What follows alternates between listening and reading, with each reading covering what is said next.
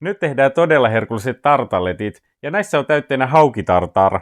Kulhoon mitataan jauhot, keltuaiset, maustetaan reilusti suolalla, sitten lisätään laadukas neitorypsiöljy ja vesi. Vaivataan taikina tasaiseksi, jauhotetaan tämä työtaso ja kaulitaan ohueksi levyksi.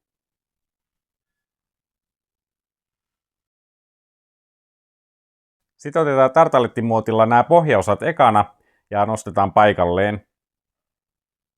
Sitten leikataan ohutsuikalle reunaa varten ja älä kauheasti painele reunaa vasten taikinaa, koska muuten se ei lähde irti.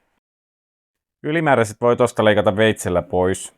Ja tuo alaosa kannattaa tiivistää hyvin. Sitten uuniin paistumaan 10 minuutiksi 180 asteeseen. Tehdään majoneesi kananmunan kulhon pohjalle ja sauvasekottimella emulsoittoon rypsiöljyn tohon sekaan.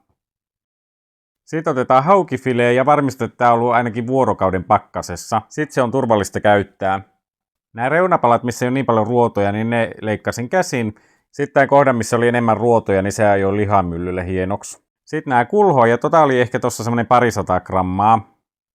Halusin pikkusen savustaa haukea, niin kattilan pohjalle tammisavustuspurua. Sitten sytytin ulkona palamaan ja hauki savustumaan semmoiseksi 20 minuutiksi kanne alle.